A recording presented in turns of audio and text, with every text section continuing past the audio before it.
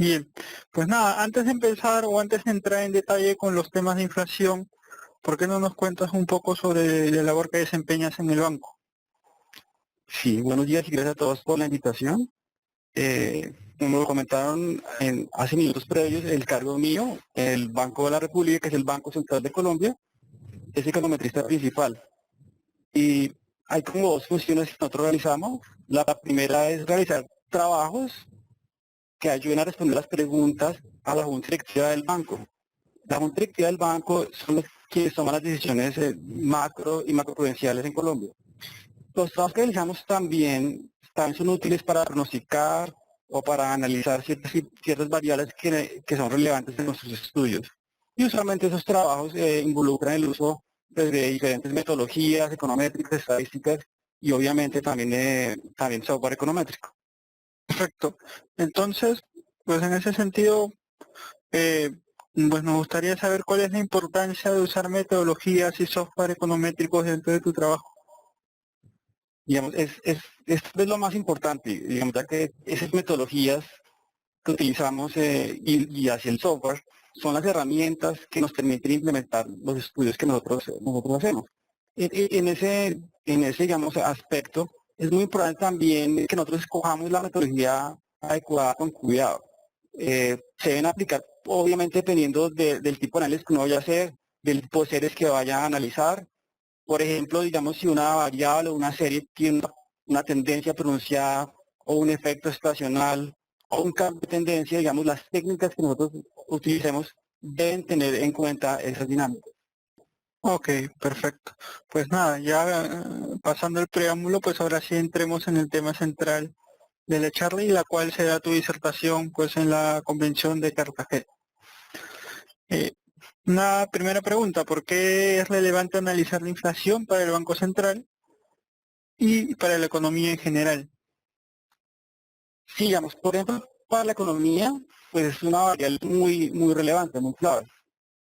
Digamos, cuando los niveles de la inflación están controlados, se mantiene el poder adquisitivo. Por ejemplo, digamos, si uno tuviera una inflación del 20% mensual, los salarios perderían rápidamente ese poder. Por lo tanto, es muy importante tenerla controlada. Existen otros usos. Por ejemplo, digamos, los valores altos, cuando se tiene una inflación, generan mucha incertidumbre. Y eso complica las decisiones, por ejemplo, de inversión de las empresas, lo cual, digamos, no es apropiado. Una inflación controlada, digamos, facilita la fijación de los precios de las empresas privadas. Y con respecto, digamos, al Banco Central, que es el Banco de la República, que es donde entiendo de trabajo, mantener la inflación baja y estable es muy importante. De hecho, en Colombia es una orden constitucional. Y además, obviamente, con una inflación controlada, el Banco Central contribuye a lograr, digamos, una economía más estable. Bien, perfecto, muchas gracias. Una segunda pregunta sobre eso. ¿Cuál es el uso de los pronósticos de la inflación en el Banco Central y en general para cualquier entidad? ¿Cómo usan estos pronósticos de inflación? Sí, en el Banco Central, digamos, el régimen inflacionario que tiene Colombia se denomina inflación objetivo, que lo tienen algunos países de Sudamérica y del mundo. En ese régimen de inflación objetivo, el Banco Central fija una meta de inflación y por lo tanto la debe monitorear constantemente. Obviamente el banco también monitoreaba otras variables claves en la economía, pero centrarnos, digamos, en la inflación. Si los pronósticos de la inflación que hacemos nosotros indican que se encuentra muy por debajo o muy por encima, se deben tomar medidas para retomar esa meta fijada. Es por el lado del banco. Ahora, por el lado de las entidades financieras o inclusive entidades grandes, en la toma de decisiones, casi siempre es importante tener en cuenta valores futuros de las variables. Y la inflación es muy relevante en ese contexto. Por otro lado, por ejemplo, en los portafolios de los bancos, en las entidades financieras, en Colombia existen los TNVL, que son como bonos del tesoro, que son descritos en unidades de VL, donde esa unidad depende directamente de la inflación. Entonces, por ejemplo, si la inflación va a subir o a bajar, el portafolio en TNVL pues se va a cambiar. Por lo tanto, es muy importante tener en cuenta los pronósticos apropiados de la inflación. Estos son algunos de los ejemplos, pero obviamente hay muchos más. Excelente. Y tal vez ahora la digamos una de las preguntas que seguramente gustan más al público objetivo, ¿qué tipo de metodologías utiliza el banco para medir la inflación en periodos futuros? Sí, básicamente existen como tres tipos de metodologías, aunque pueden haber más, pero son principalmente tres. Una son encuestas que se realizan a agentes financieros. En esas encuestas se les pregunta directamente cuál cree que va a ser el valor de la inflación futura. Ese es un tipo de, digamos, de medida de la inflación en tipos de pronósticos. Otra es como un poquito más económica y se llaman los modelos económicos de equilibrio general y parcial. Esos modelos, digamos, tienen un conjunto de ecuaciones que tratan de describir la economía. El banco cuenta con dos, uno que denominamos el MMT, que tiene aproximadamente 20 ecuaciones, y otro que denominamos el Patacón, que tiene aproximadamente 100 ecuaciones. Estas ecuaciones, digamos, son las que permiten describir cómo se comporta la economía colombiana. Esos modelos se utilizan para pronosticar la inflación, bueno, y para otras cosas, no, no solamente para eso, pero en particular para nuestra charla será para pronosticar la inflación en el mediano plazo, que estamos hablando más o menos de 2 años. Y tienen como insumo los resultados de los modelos econométricos, que son como el tercer tipo de metodología. Estos modelos econométricos es donde realmente yo he trabajado y he hecho varios documentos que se pueden encontrar en la página web del banco y son los que me voy a referir en general en la charla. Estos modelos econométricos se utilizan para tener pronósticos usualmente en el corto plazo, que para nosotros es más o menos alrededor de un año o un poquito más. En esos modelos se utilizan técnicas econométricas y estudios de tiempo. Y la idea es estimar la dinámica de la inflación. Muchos de esos modelos no tienen un enfoque económico grande, son más modelos de tipo series de tiempo y estadísticos que simplemente pretenden explicar la dinámica de la serie, relacionándola con ella, con su historia y con otras variables. Un modelo típico que de pronto algún tipo de la gente ha escuchado son los modelos ARIMA, pero obviamente hay más. Los voy a escribir después en la charla que presentaremos en Cartagena. Y por ejemplo, en el modelo ARIMA, la serie, que es la inflación, es explicada por su propia historia y lo cual se puede colocar dependiendo de sus propios rezagos, pero hay más modelos. Esas son como las tres tipos de metodologías que hay para pronosticar. Como les dije, yo me voy a concentrar en la tercera, que es una de las principales, que es la del modelo económico. Y perfecto, Luis Fernando. En ese sentido, y hablando de las metodologías econométricas, ¿existe algún modelo econométrico que pronostique mejor la inflación colombiana? Sí, yo creo, en general no. Y eso es debido a que cuando uno hace un modelo, el modelo econométrico es la abstracción matemática. Y es casi imposible que describa perfectamente a la variable, en este caso la inflación. Es muy difícil que un modelo contenga toda la información económica y financiera de interés. Por ejemplo, hay modelos que son mejores para ciertos periodos de una muestra, mientras que otros modelos son mejores para otros periodos de otra muestra. O también, por ejemplo, hay modelos que son buenos para pronosticar la inflación a un mes, o sea, a muy corto plazo, y otros modelos para pronosticar la inflación, digamos, a 6 meses, más largo plazo, o un año. Es por esta razón, digamos, que en general, digamos, no solo en interpretación, sino yo creo que cuando uno quiere pronosticar cualquier tipo de serie, uno no debe contar con un modelo, sino debe contar con un conjunto de modelos. Y con esos hacer los pronósticos, que es lo que actualmente hace el banco. Muy bien, entonces, ¿qué tipo de modelo se podría tener o qué tipo de modelo podría tener un alto potencial para pronosticar la inflación? Sí, en general, digamos, es difícil saber cuál modelo es muy bueno, pero yo creo que hay una característica que sí tiene un modelo, digamos, que sea potencialmente adecuado, y es que debe involucrar mucha información. Obviamente los pronósticos dependen de qué información tienes, de qué tan valiosa es, de cómo se combina. Y en eso yo creo que hay dos métodos, obviamente con más, pero a mi gusto personal hay dos metodologías que pueden ser, digamos, pueden tener un desempeño apropiado. Obviamente puede que tengan desempeño apropiado no en toda la muestra, pero sí por lo menos en alguna parte de la muestra y para algún horizonte. Que la primera yo diría que es algo que se denomina como modelos de factores o modelos de factores dinámicos. La idea de esos modelos, así digamos, de forma corta y reducida, es que tienen una cantidad grande de variables. Por ejemplo, nosotros tenemos un modelo que tiene aproximadamente 100 variables, 100 variables que describen la economía colombiana y otras, digamos, de la economía de factores externos. Usualmente, entonces, de esas 100 variables, uno extrae unos factores comunes que describen la dinámica de esas 100 variables, y esos factores, junto con rezagos de la serie, o sea, en este caso la inflación, son los que ayudan a pronosticar la inflación. Esos modelos usualmente tienen buen desempeño. Pero sin embargo, la metodología que más me gusta, yo creo que en general tiene buen desempeño, es la que se denomina combinación de pronósticos. En esa metodología, como dice su nombre, se combinan los pronósticos de varios modelos. Esa es muy fácil de utilizar. Simplemente uno tiene, digamos, 10 modelos econométricos. Con los 10 modelos pronostica la inflación para horizontes de 1, 2, digamos hasta 12 meses y combina los modelos para cada horizonte.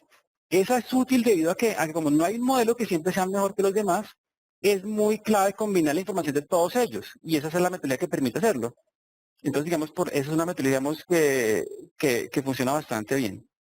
Muy bien. En ese sentido, entonces, ¿bajo qué criterios se decide cuándo son mejores los pronósticos de un modelo econométrico respecto de los de otro? Sí, al respecto yo creo que hay como dos puntos relevantes.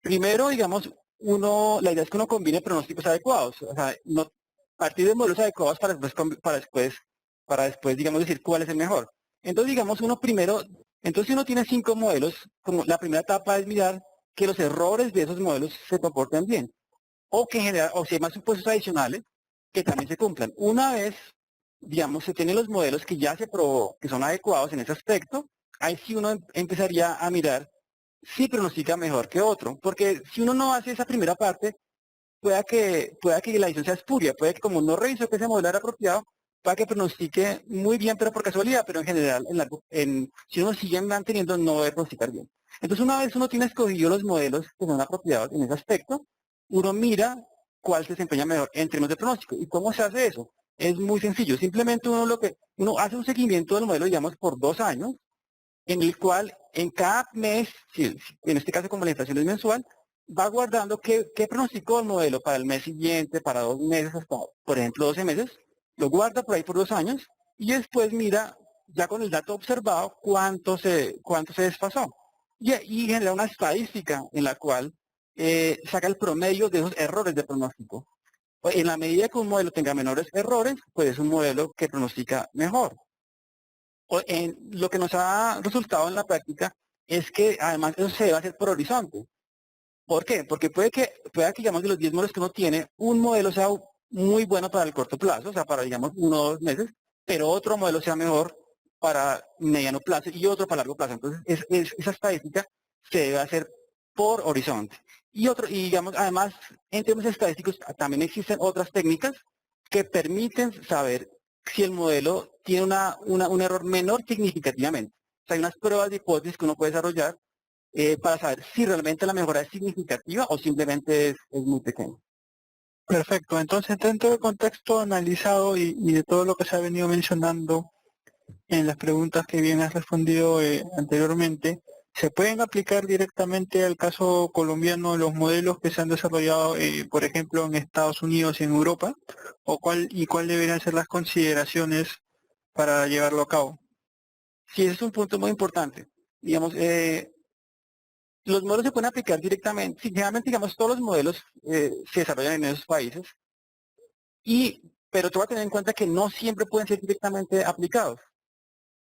Vuelvo a dar como un ejemplo para que quede más claro.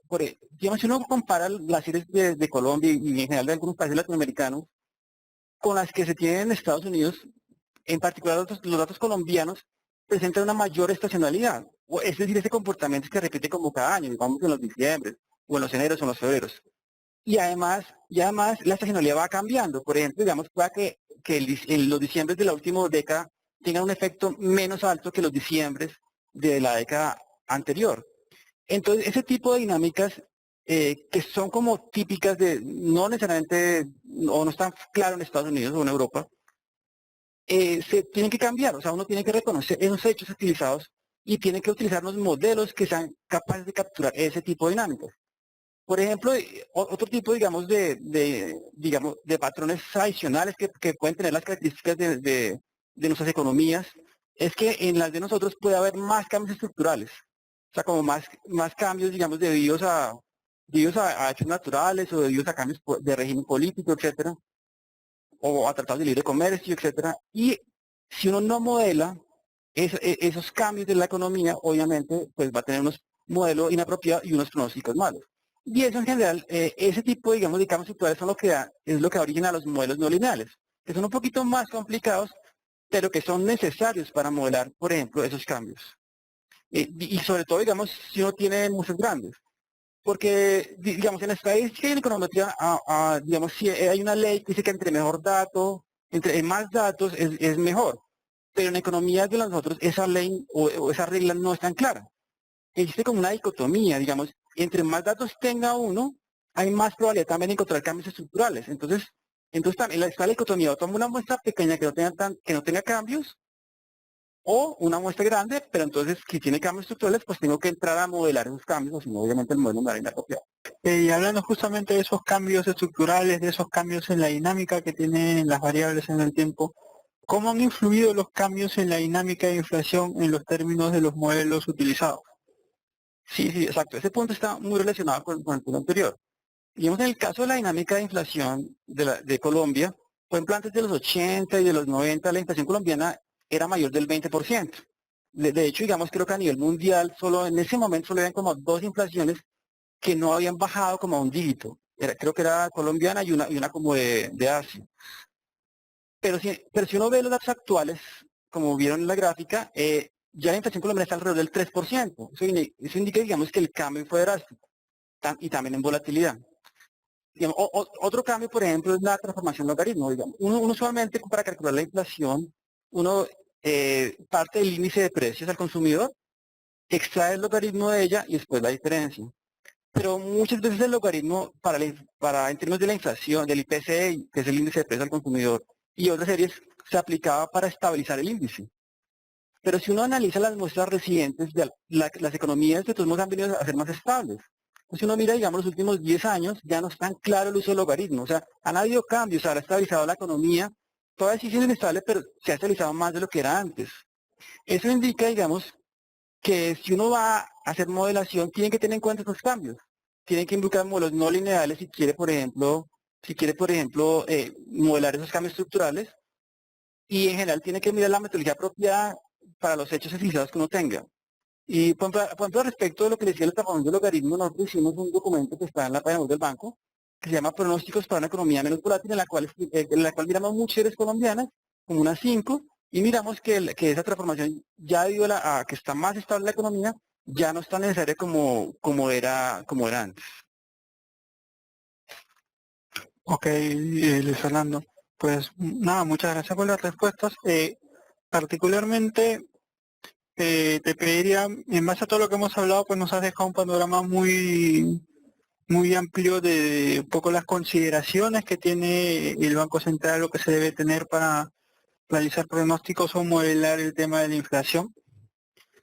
Y algunas preguntas pues adicionales, tal vez no enfocadas directamente al tema, que por ejemplo, digamos, si se puede, por supuesto, nos describas el proceso que tú sigues cuando vas a hacer este tipo de modelos, ¿no? Digamos, ok, ahora toca proyectar la inflación para los siguientes trimestres.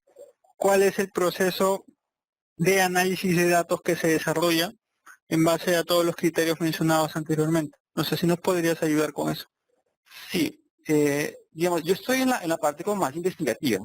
Entonces mi trabajo no es como tal, no soy parte del staff, digamos, que informa la inflación. Digamos, hay un staff del banco que es el departamento de inflación, que es el que hace un informe, que además se puede consultar en la web del banco, y mensualmente le informa a la junta directiva de cómo van los pronósticos de todos esos modelos, y ellos toman decisiones en base a esos pronósticos.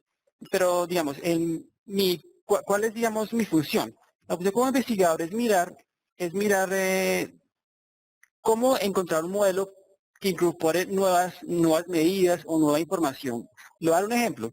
Digamos, el staff del banco, ellos analizan, digamos, las series colombianas, no necesariamente con modelos, sino simplemente mirar qué pasa, por ejemplo, con las lluvias, cómo afecta eso a los alimentos, son cosas como más empíricas, aunque también hay modelos. Y eso constituye un modelo que se llama dados esas consideraciones, les tiene un pronóstico. Entonces lo que yo quería, ese pronóstico solamente es bueno, pero no tiene, digamos, un modelo por detrás, sino simplemente el análisis coyuntural de la economía.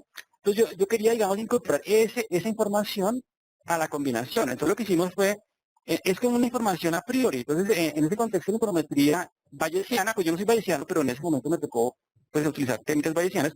La econometría bayesiana lo que hace es que incorpora priors o puntos de vista como subjetivos dentro de los modelos. Entonces nosotros lo que hicimos fue un documento que lo pueden también consultar, digamos, en la página web, en la cual incorporamos esa visión del staff con modelos ya más matemáticos, más econométricos. Y así, entonces, digamos, nosotros buscamos como qué tipos de mejoras pueden existir con lo que tiene el banco y con la tecnología que existe en el exterior. Y lo que hacemos nosotros en investigación es pasar un documento, ponerlo más académico y posteriormente ya es el departamento de inflación el que hace ya la parte más rutinaria de estimar el modelo y presentárselo a la Junta, digamos, cada vez que sea necesario. Ok, perfecto, Luis Fernando. Y un tema curioso, un poco una respuesta sencilla y chiquita. Más o menos o nos gustaría que nos comentes qué herramientas se usan o usas tú para, digamos, usar o realizar estas proyecciones. O sea, como software econométrico. Exacto. Sí, la fortuna del Banco Central es que yo creo que es todos los software económicos. Voy a decirle una lista, algunos tenemos OC, tenemos Stata, tenemos SAS, tenemos Gauss, MATLAB y R. Entonces, digamos, usualmente uno programa en cualquiera. O sea, digamos, no hay una herramienta única porque es que además los software cada software tiene una ventaja. Por ejemplo, digamos, Stata es muy bueno en la parte de microeconometría, pero en la parte ya de tiempo hay otros mejores. Entonces, depende de lo que uno vaya a hacer, uno utiliza software, pero no hay uno único, digamos, no solo uno. Ok, ok, perfecto, Luis Fernando. Pues nada, agradecemos mucho tu intervención y pues la colaboración que nos has dado con tu tiempo. Sabemos que es muy limitado y pues justamente agradecemos mucho el espacio que nos has dado para responder las preguntas y pues mostrar a la gente un poco tu trabajo en el Banco de la República. No sé, te pediría de favor si te podríamos molestar con algunas preguntas que están haciendo los asistentes. Sí, claro. Bien, nos preguntan, José Martínez, dice, ¿nos podría especificar cuáles son los modelos no lineales utilizados a los cuales hacer referencia? Si son Lloyd Probit o son otros más sofisticados. Sí, hay varios. Hay uno que se llama de redes neuronales. Hay otro que se llama Flexible, como mismos cuadros flexibles. Y la idea, redes neuronales no lo voy a explicar porque es como complicado, pero el de Flexible es sencillo. El de Flexible lo que hace básicamente es hacer como un análisis normalito de mínimos cuadrados, pero donde los parámetros pueden cambiar en el tiempo. Eso es debido, digamos, a las no linealidades precisamente. Y ellos cambian de acuerdo con una camioneta aleatoria. Flexible lo que hace es eso. La ventaja de cada uno de esos modelitos es que los pueden ver en la página web del banco. O sea, una cosa pues nos escriben un correo y nosotros les decimos dónde están exactamente. Pero yo creo que ahí esos dos son como los modelos no lineales. También hay otro no paramétrico, pero esos son como los 2 o 3 modelos que más utilizan no lineales. Ok, perfecto. En ese sentido, entiendo entonces que no usan, digámoslo así, para nada modelos Lloyd Probit en este tipo de estimaciones específicas, No. o ese modelo se usa para otros objetivos o otros fines. Sí, los modelos G-Pro son más como para modelos microeconométricos, entonces digamos no son tan aplicados acá. Ok, perfecto. Chris Fayola nos pregunta, aparte de los modelos ARIMA, ¿emplean alguna otra metodología como modelos VAR o BEC? No. Digamos, hay una ARIMA más complicada, que es interesante, pero Varivec no. Pero digamos, por ejemplo, hay una ARIMA, digamos, el IPC, que es donde sale, digamos, la inflación, lo construye una canasta, y esa canasta tiene, digamos, muchos ítems. Entonces, lo que sí hacemos de pronto es una ARIMA más sofisticada, y se hace una ARIMA del IPC como tal, pero también digamos, se mira cada elemento de la canasta a varios niveles de agregación, y se mira y se consigue cada componente del IPC. Después agregan, y ese modelo, digamos, por ejemplo, que es sencillo, nos ha dado también buen resultado. Bien, Isabel Patiño pues hace una pregunta referente a la última parte de tu exposición, en la cual hablabas de los cambios de régimen y un poco de los modelos, cómo iban variando a lo largo del tiempo. Pues ella pregunta que le gustaría saber cuál es la metodología utilizada para controlar la inflación en la década de los 80 y 90. Sí, en algún momento utilizamos un modelo que se llama STR, que es un modelo, se llama modelos de transición suave. Y en esos modelos lo que hay es básicamente dos regímenes extremos pero la ventaja es que la propia metodología detecta cuándo son y dónde son. Entonces, digamos, uno no tiene que decirle en qué parte, digamos, de la muestra están. Ellos mismos los autodetectan y finalmente, digamos, uno puede... Ese modelo también creo que lo combinamos con medios de pago. Por ejemplo, la red neuronal también tiene esos modelos no lineales, pero no tiene como claro el régimen. El que tiene como claro el régimen es el STR. Creo que el STR, digamos, últimamente nos ha dado un desempeño malo y creo que actualmente no se utiliza.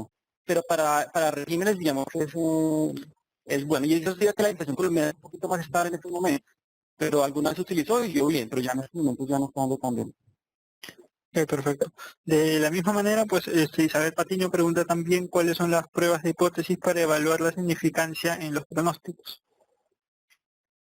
Sí, digamos, no voy a discutirlas porque son complicadas, pero digamos que si las quiere leer, usualmente nosotros lo que hacemos por ejemplo, los documentos que yo tengo en la página web del banco, los de combinación, usualmente en la parte final están las pruebas y están descritas cómo son y de quién son. Entonces yo creo que sería más fácil, pues porque son muy elaboradas para escribirlas acá, pero las puede consultar en esos documentos. Pero también si no los encuentra, pues nos puede posteriormente escribir, nosotros le decimos exactamente dónde están.